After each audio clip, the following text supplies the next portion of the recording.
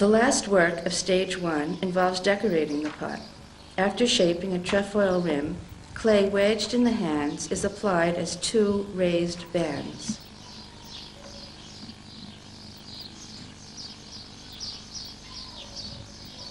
They are thinned with a cloth before being scalloped with the fingertips. With the help of a matchstick, an incised pattern completes the decoration. After a drying period, the handle is added, and following another interruption in the work, perhaps overnight or longer, the base is scraped. A small coil is then applied and shaped into a perfectly symmetrical ring base. All this happens with the juglet held in the hands. All larger shapes, such as jars, ovens, and flower pots, start from a cylinder of clay, are coil-built, and then scraped in a process called turning. It is necessary to create a thick base initially to prevent it from drying out prematurely, since the base is the last part of the pot to be shaped.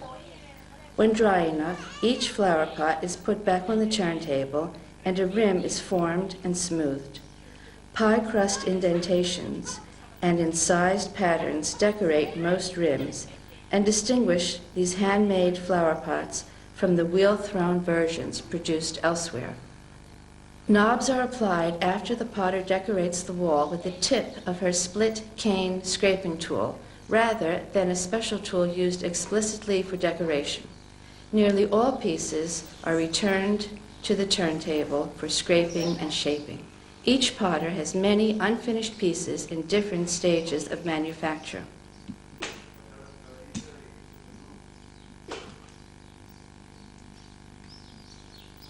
To make large ovens, jars, and flower pots, the same basic process is repeated. Eleni and Theodora now work in a building constructed in 1985. Most pots, other than the smallest, start with a solid cylinder of clay to which coils are added.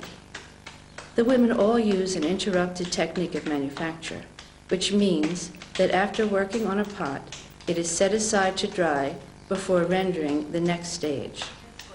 The interruptions can last less than an hour or for a few days, depending on the aridity of the air. Pots are no drier than the air around them.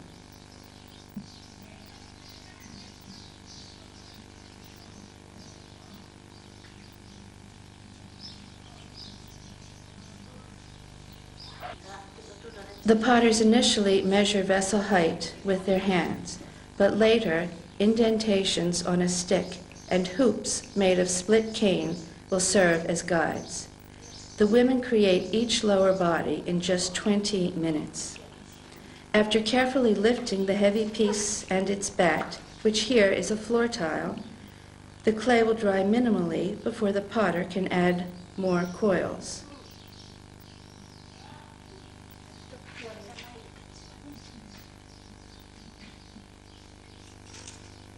Theodora finds sherds and stones, which are deftly placed under the bats to assure that the pots will not be lopsided. The pots are too heavy to be placed back on the turntable, and the potters have no choice other than to add coils while walking backwards around each pot.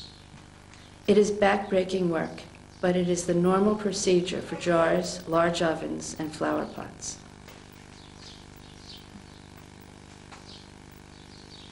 By the next day, all visible traces of the coils have been erased by smoothing the clay. Finally, extra coils are added for the rim. To create a rim, Theodora adds a long coil, which she drapes over her arm.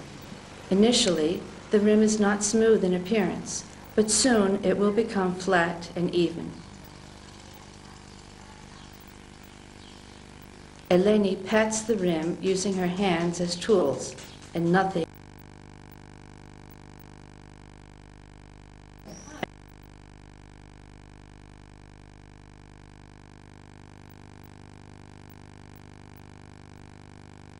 are wrapped in plastic.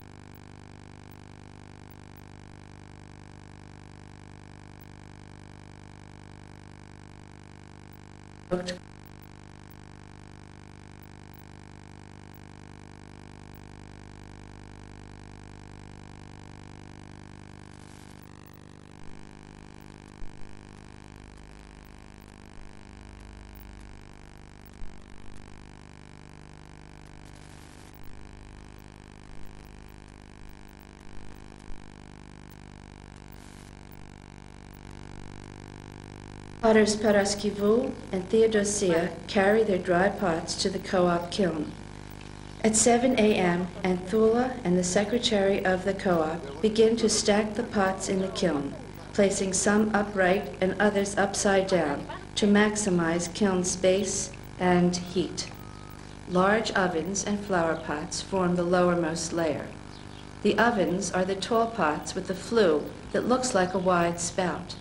Anthula, the youngest potter, stacks the kiln for all of the co-op members and started to make pottery in the fall of 1986.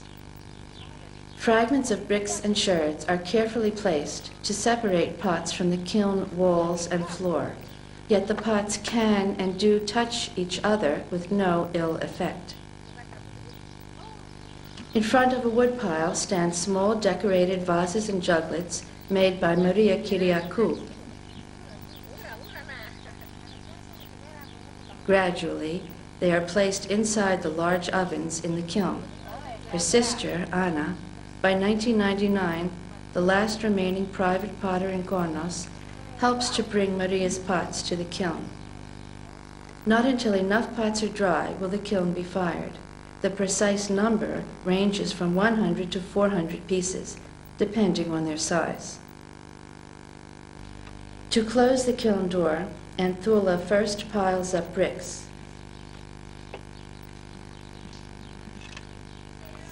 As she builds the wall, she will gently position incense burners and other pots to fill every crevice within the kiln. Above the bricks are large sherds and metal sheeting. It is not a tight seal, but it suffices. A handful of straw helps to draw the fire up from the firing box, located on the other side of the square-shaped kiln. In the lowland village of Kornos, all 4 existing kilns have a permanent domed-shape roof. In contrast, kilns in the 3 mountain villages are top-loading and covered with temporary roofs composed of wood, bark, ceramic roof tiles, and metal sheeting. Cyprus experiences hot, dry summers, with rain limited to the cooler months. Since pottery cannot dry during the winter, production ceases in November when the potters attend to their fields and trees. Rodula, the last potter in Ios Dimitrios, sells winter fruits in Nicosia at the Saturday open market. Even with the permanent roof in Kornos kilns, the final pieces enter the kiln via the roof opening.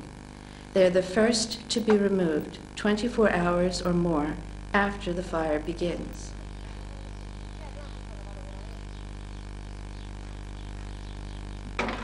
A metal lid covers the roof and the fire is lit with little ceremony. Private potters start with olive leaves held in a sherd or incense burner. The goal initially in lighting the kiln is to completely dry it and the pots before larger pieces of wood are added to fuel the fire. The fire achieves its maximum size around 5 or 6 o'clock in the afternoon. Each potter monitors her fire constantly, and after several hours of a roaring fire, the remaining logs are pulled out and doused with water and sold as charcoal. Although there is no fire all night, the pots remain in the kiln until morning. They are still hot when removed and piled up to be counted. The potters unload the kiln and separate the wares according to those who contributed their work. In 1986, it was possible to differentiate the wares of each potter based on observations of the incised decoration, overall vessel proportions, and nuances in the manufacturing technique. By 1999, despite the lower number of potters in Kornos, it is more difficult to identify the wares of each potter, given that the 4 co-op members now share the same incised comb patterns of horizontal and wavy bands. Perhaps to persevere in the modern world of plastic and replicas, the individual voice of each potter, once articulated in the incised patterns and in the vessel proportions, is lost. Most fired pots produce a lovely ringing sound when struck. based on quantitative data collected on 40 firings of over 2,000 pots in 1986 and 1999, we know that the rate of loss is a mere 3%. Wasters, or misfired pots, are a rarity and are recycled and used to separate pots in the kiln. In the recent past, construction workers bought sherds to use as filler in mud bricks and as colorful chinking material for stone architecture. Since the 20th century, if not earlier, wheel-thrown copies of traditionally handmade shapes have been available. One might ask why the obsolescent cooking pots and jugs are wheel-thrown in a country in which all modern conveniences are obtainable. Rather than tourists, it is the Cypriots who buy the handmade pots of all types and sizes. In the year 2000, they come to the village potters to buy pottery, perhaps to use for cooking food or storing water, but more often for their gardens. One young man came to Kornos with his bride, looking for a particular type of cooking pot. Nothing he saw at the time was suitable. He explained that he was searching for the taste of his mother's cooking, and he insisted that it started with a handmade clay pot. In a rapidly changing world, people seem to want some things to remain the same. They are searching for their past, their history, which in many ways is the history of us all.